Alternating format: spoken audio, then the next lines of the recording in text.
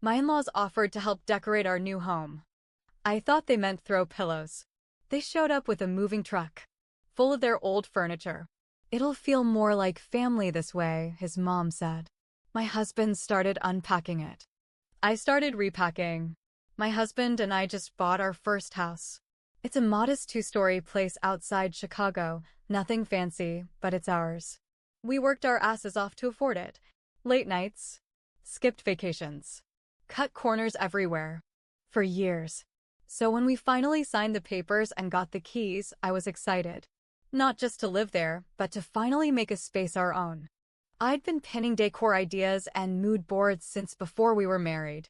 I had a vision, clean lines, light colors, maybe a mid-century couch, some plants. Just something that looked like us. Then his parents offered to help decorate. They'd been supportive, mostly. His mom, Susan, always had opinions, but she hadn't overstepped too much during the wedding or anything major. So when she said, "We'd love to help you decorate," I figured she meant suggestions. Maybe shopping together. Maybe she'd bring over a painting or two from her attic. I never imagined a truck. A full-ass moving truck. They pulled into our driveway the first Saturday after we moved in. No warning. Just parked in the middle of the street and started unloading. I was standing in the doorway with my coffee, in pajama pants. Hair a mess. Totally not ready to entertain, let alone host an unannounced delivery. Mark, my husband, rushes out the door like a little boy on Christmas. "Mom, Dad, you didn't have to bring all this." Susan smiled like she'd just given him gold. "It'll feel more like family this way," she said. Then she looked at me. "Wait till you see the settee." I didn't even know what a settee was. Spoiler, it's an ugly couch. Beige with faded pink roses. Looked like it had seen at least 2 cats and a great flood. I didn't say anything at first. I thought, okay, maybe 1 or 2 pieces. Maybe we can tuck them into the garage, say thanks, and quietly donate them later. But then they started carrying in more. A huge wooden cabinet. A worn recliner that still smelled like cigars. A full dining room set, like with 8 chairs. A coffee table that was chipped on all 4 corners. And decor. So much random decor. Ceramic roosters. Doilies. Framed cross-stitch sayings like, "Live, laugh, love, and bless this mess." I pulled Mark aside in the kitchen. "What is happening right now?" He looked sheepish. "They said they wanted to surprise us." I didn't know they were bringing everything. "Mark," I said, "this is our house, not their storage unit." "I know," he said. "Let's just let them unload today. We can sort it out later." That later never came. Because the second they got everything inside, Susan started rearranging. She had a vision too, apparently. Only her vision was stuck in 1987.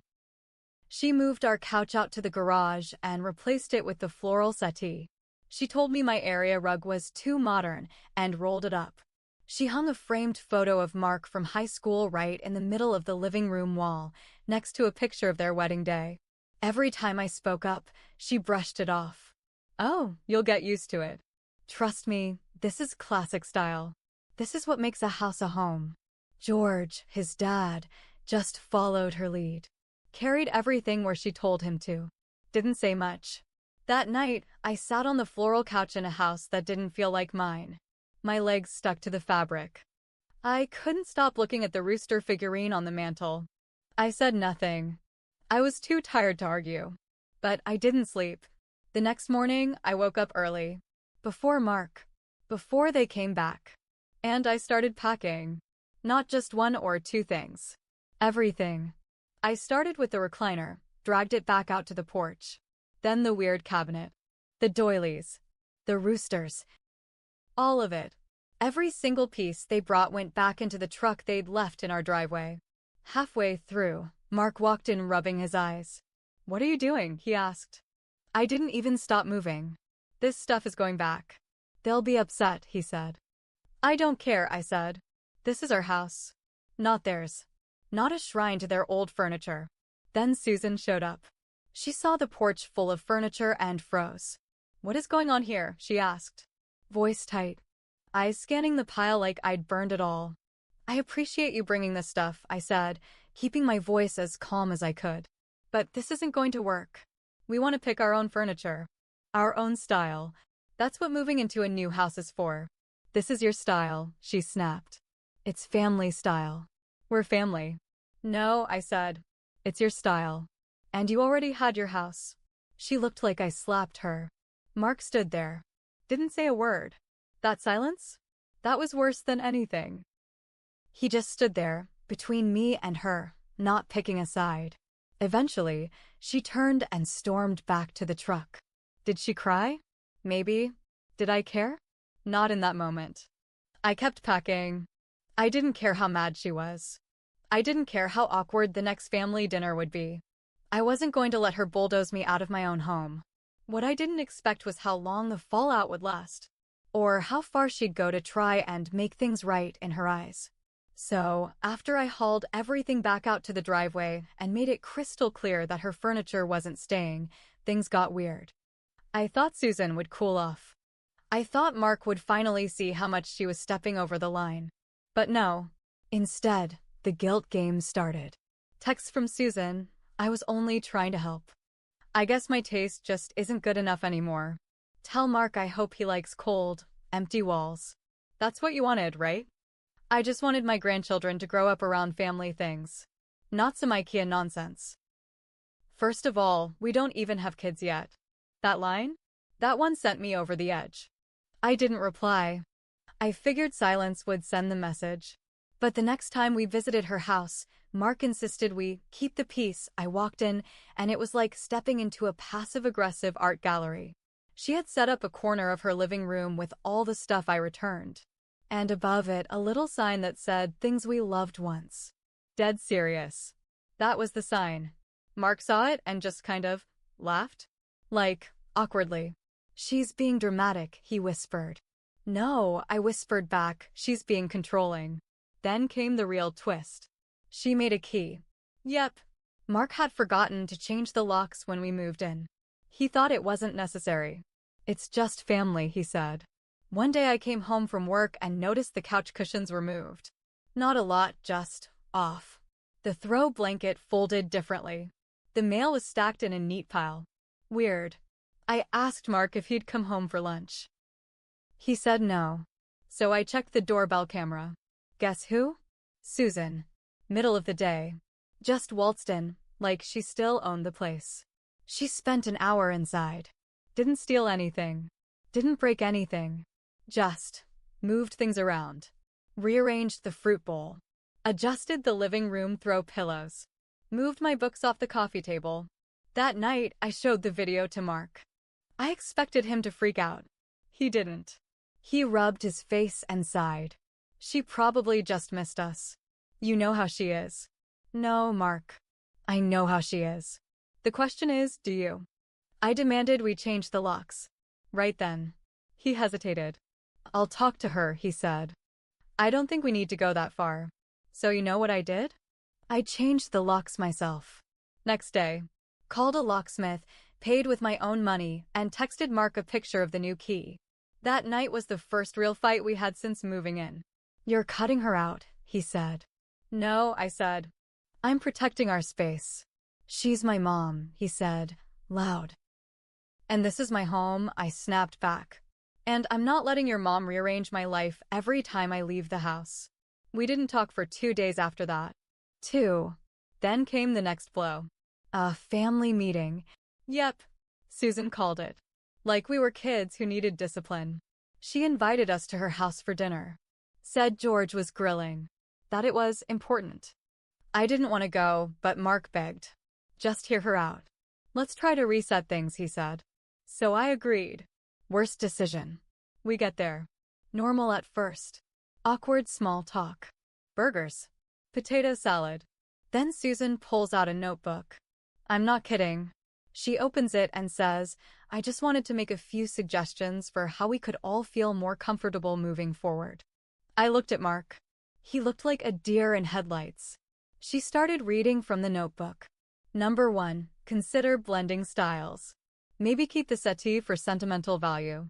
Number 2, family visits. Susan should have a key in case of emergencies. Number 3, hosting holidays should rotate between houses, but Susan will take Thanksgiving because she has the proper dining setup. I stopped her right there. This isn't a negotiation, I said. You're not in charge of our home. I'm just offering solutions, she said, all fake sweet. No, you're offering control. Then I stood up, pushed the chair back, told Mark, you can stay and play house if you want. But I'm done pretending this is normal. He followed me out the door. Silent again. Did we talk after? Barely. Did he see what was happening? I'm still not sure. But here's what I do know. I wasn't done fighting. Because what happened next? That was war. So after the family meeting disaster, we left. Quiet car ride. Real quiet. Mark didn't say anything. Just kept his eyes on the road, hands gripping the wheel like they were the only things keeping him grounded. When we got home, I told him point blank, this ends now. No more furniture. No more secret visits. No more Susan playing landlord in my house. He nodded. Said, okay. That's all. Just, okay. No fight. No defense of her this time. I thought maybe, he finally got it. I was wrong.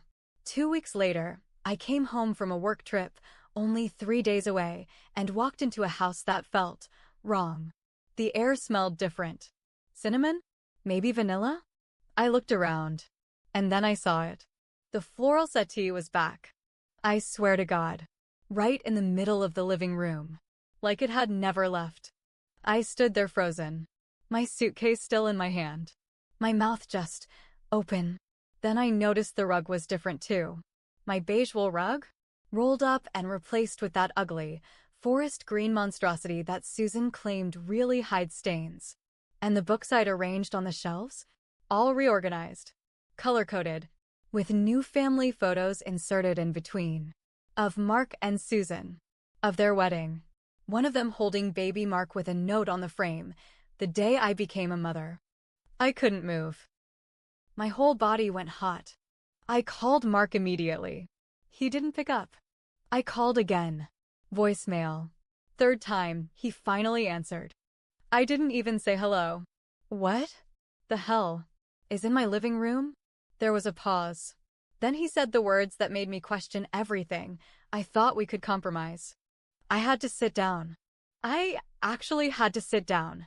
Mark, did your mom come in again? Silence. She brought a few things while you were gone, he said. She thought it would be easier if she talked to me one-on-one. You were getting so defensive. She manipulated you, I said. She waited until I was gone. She just wants to be part of our life, he replied. She wants to help. No, I said. She wants control. She's not helping, she's taking over. And that's when I realized the twist I hadn't seen coming. It wasn't just her anymore. It was him too. He was letting her. And not because he didn't know better, but because a part of him wanted it. Wanted the comfort of being the golden boy again. Wanted his childhood home recreated in his adult life. Wanted me to play along like it was all fine. That night, I stayed in a hotel. I needed space. Not just from Susan, but from Mark. I didn't know who he was anymore. The next morning, I got a text. We need to talk. I didn't want to tell you this before, but she offered to help pay off part of the mortgage. If we made the house more family-oriented. I didn't think it was a big deal. She bribed him. She bribed him. To put her furniture in our home. To have a say in what went where. To play decorator. To control our marriage. This wasn't just about ugly couches anymore. This was about ownership. Power. And Susan had found her way in through her son. That's when I decided I needed help. I called a lawyer. Not for divorce. Not yet. But to ask what my options were if one co-owner starts making unauthorized changes to a shared property. Because I wasn't going to let this spiral into a full takeover. And what I found out. That's where the next twist hit. Turns out my name wasn't on the house. Let that sink in. We bought the house together. I paid for half the down payment. I signed the checks. I picked the real estate agent. I walked every room. But when the paperwork was finalized, Mark had signed it alone. He never added me to the title. And guess who the notary was? George. His dad. I double-checked everything. The email thread, the closing documents, the deed. All in Mark's name. I felt sick. I confronted him that night. Why isn't my name on the deed? He looked genuinely confused. I thought it didn't matter, he stammered. We're married. It's the same thing. No, Mark. It's not the same. It means if I walk away tomorrow, I walk away with nothing. I didn't do it on purpose, he said. My dad handled the paperwork. He said it would be faster this way. Oh, I said, dead calm. So now we're trusting both your parents with legal decisions that affect my entire life? He didn't answer. And just like that, the house, the one I dreamed about for years, started to feel like a trap. Not a home. And I started making a new plan. After I found out my name wasn't on the deed, everything changed. I wasn't just angry. I was scared. All this time I thought I was building a life with my husband. I thought we were partners. I thought we had each other's backs. Instead, I was living in a house I had no legal claim to, with a man who let his mommy sneak in while I was gone and decorate our home like it was a goddamn shrine to the past. I was done playing nice. But I didn't scream. I didn't throw things. I didn't even move out. I made a new plan. Step 1. Play along. For a full month, I acted like I was coming around. I told Mark he was right, that I'd been too harsh with his mom. I even invited Susan over for coffee one afternoon, just the two of us. She brought muffins. Store-bought. She smiled like she'd won. I knew you'd see it my way, she said, stirring her tea. Oh, I smiled. I see it now. Clear as day. Step 2. Gather proof. Over the next few weeks, I documented everything. Every change Susan made. Every time she used a key to drop in. Every time Mark referred to the house as mine instead of ours. I recorded conversations. Took photos. Collected emails. I made a neat little file labeled, "The Real Homeowners." Then I called a friend who worked in real estate law. Explained the whole story. She was pissed for me. She told me something important. Even though my name wasn't on the deed, if I could prove I paid into the house financially and helped maintain it, I might have legal standing. Especially in a divorce. That's when I knew what I had to do. Step 3. Get out. On my terms. I didn't want to fight for the house anymore. Not because I couldn't, but because I didn't want it. I didn't want the settee. The cinnamon air freshener. The floral rug. The mother-in-law with a key and no shame. Let them have it. But not without a price. I made Mark sign a separation agreement before I left. Told him I wanted half of what I'd put in, plus something extra for emotional damages. He laughed. At first. Until I showed him the file. The photos. The texts. The legal notes. The recordings of Susan saying things like, she'll come around once she learns her place. Then he stopped laughing. He paid. I walked away with enough money to start over. Not rich, not even close. But enough. And now for the revenge. I waited until I found a new place, small apartment, downtown, perfect for me. Then I posted everything on a local Facebook group. You know the kind. Neighbors of West Suburban Chicago, those busybody threads where everyone shares gardening tips and dog photos. I wrote a post called, "What Happens When You Let Your Mother-in-Law Decorate Your Marriage?" And I told it all. Every juicy detail. With photos. Of the settee. Of the rug. Of Susan snooping through my drawers when she thought no one was watching. It went viral. Hundreds of comments. Dozens of shares. And guess who saw it? Mark's new girlfriend. Oh yeah, he moved on fast. A preschool teacher named Bree. Sweet, smiley, soft-spoken. I could tell from her profile pictures she didn't stand a chance against Susan. She messaged me. Asked if it was all true. I said, "Want to see the video of her organizing my underwear drawer?" We grabbed coffee. Compared stories. Guess what? Susan was doing it again. Same couch. Same rug. Same fake smile. Even brought over the same photo of baby Mark. This time, though, Bree had a warning. And Susan? She lost it. Tried to deny everything. Called me a bitter ex. Called Bree ungrateful. Tried to play the victim again. Only this time, no one believed her. Mark was stuck in the middle, again. Only now, everyone saw who he really was, a grown man too afraid to tell his mommy no. And me? I got my freedom. My peace. My story. Yeah, I made mistakes. I should have checked the deed. Should have stood up sooner. Should have walked away before I let it eat me alive. But in the end, I walked out stronger. And Susan? She still has her furniture. But now, she sits on it alone.